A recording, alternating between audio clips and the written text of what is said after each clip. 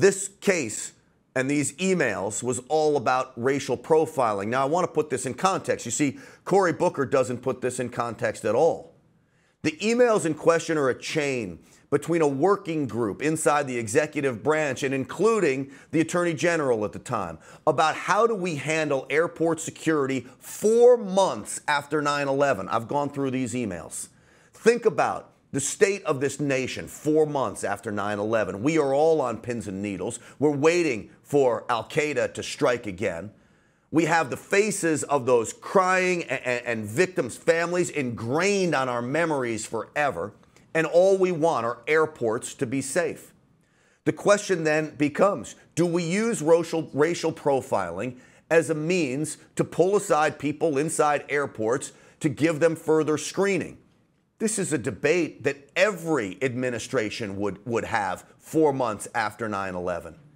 Somehow, Cory Booker now wants to try the Bush administration because this isn't about Judge Kavanaugh. I read through this email chain. There's nothing damning here. In fact, if anything, it upholds the very fact that Judge Kavanaugh is race neutral, to use his words. I'm going to read from an email here, and I apologize if it looks ugly on TV.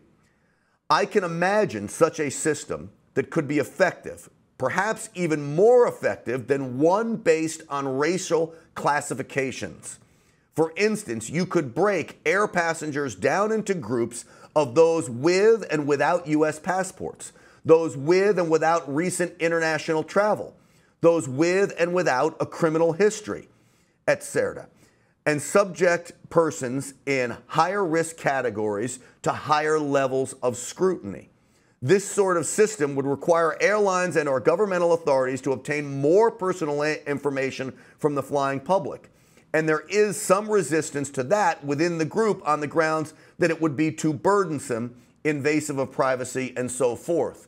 But what Judge Kavanaugh is saying is a race-neutral program is better than basing it off of racial profiling or pulling someone aside because they look like they're of Muslim descent.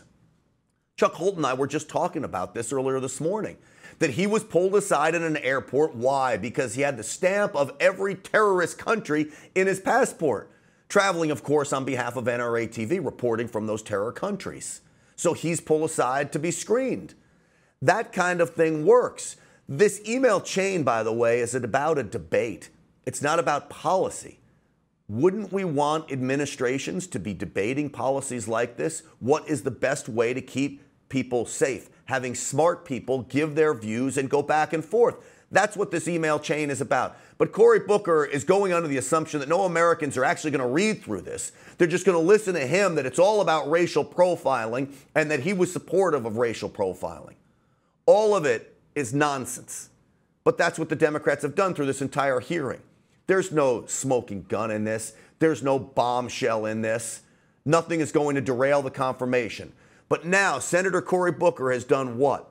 He has now subjected himself for a nothing email chain, by the way, 4 months after 9/11, trying to keep the country safe, well-intentioned email chain. He's now subjected himself to being kicked out of the United States Senate. You want to know my prediction? The Republicans will not have the guts to kick Cory Booker out of the United States Senate. He wants to call himself a martyr. He self-described himself as Spartacus, for crying out loud. He's not Spartacus. He's nothing more than a SpongeBob cartoon of himself, if he wants to be called anything.